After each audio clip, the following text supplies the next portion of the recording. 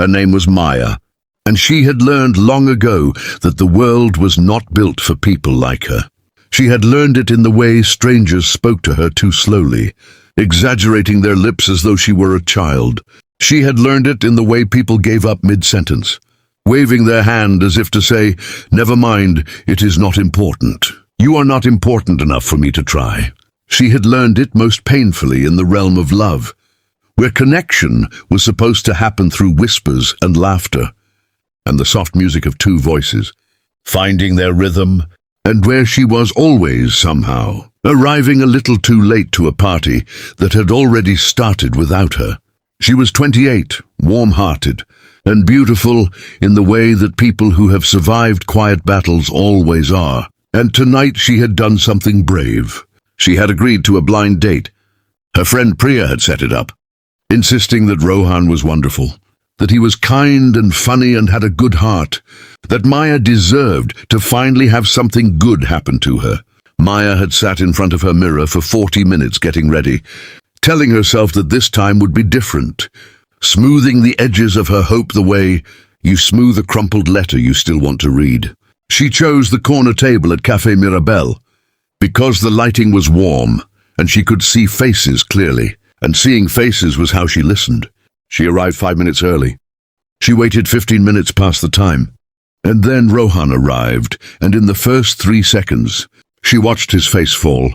It was a small falling, the kind people think they are hiding, a flicker of surprise followed by a careful rearranging of features, into something polite and distant. He had not known she was deaf. Priya had not told him. Maya saw it all the way a person who has spent their whole life reading faces sees everything, every micro-expression, every involuntary truth. He sat down. He smiled with only his mouth. He spoke without looking directly at her, and when she touched the table gently to get his attention and pointed to her ears and shook her head, something closed behind his eyes. He nodded. He ordered a coffee. He checked his phone twice in the first 10 minutes. He did not try. He did not pull out his phone to type words to her. He did not lean forward with any genuine curiosity. He simply waited politely and terribly for enough time to pass that he could leave without feeling like a bad person. Maya sat across from him with her hands folded, in her lap and her spine straight and her face composed into a dignity she had spent years building, and inside she felt the familiar ache of a door closing before. She had even had the chance to knock. She ordered chamomile tea and she drank it slowly. And she did not cry because she had decided years ago she would not spend her tears on people who had already decided she was not worth the effort.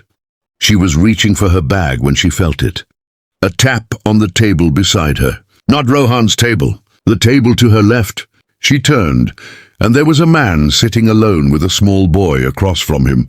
A little girl's drawing spread on the table between them, crayons scattered everywhere. The man had dark, tired eyes and flour on the sleeve of his jacket, and the kind of face that held its warmth quietly. Without announcement, he was looking at her and his hands were moving.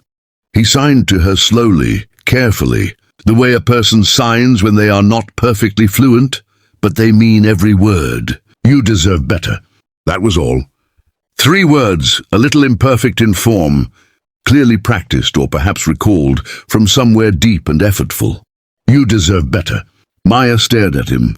The little boy tugged his father's sleeve and whispered something, and the man gently shushed him without looking away from Maya. She felt something loosen in her chest, some long-held tightness she had grown so used to carrying that she had almost forgotten it. Was not a natural part of her. Her eyes filled. She did not let the tears fall, but she let the filling happen. Let herself feel the extraordinary ordinary miracle of being seen by a stranger on an ordinary Thursday evening in a warm cafe while a bad date sat 3 feet away checking his phone. She smiled at him, a real smile, the kind that uses the whole face. He smiled back, a little awkward, a little hopeful, flower still on his sleeve. Rohan left 12 minutes later with a vague excuse and a handshake. Maya stayed. The little boy showed her his drawing. The man's name was Arjun, and his hands, it turned out, had more to say than he had let on.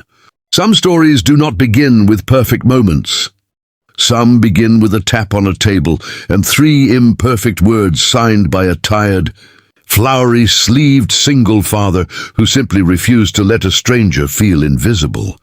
Maya had come to Café Mirabelle looking for love and had nearly left empty-handed. She stayed, and she found something better than a beginning. She found proof that she was worth the effort. And that changed everything.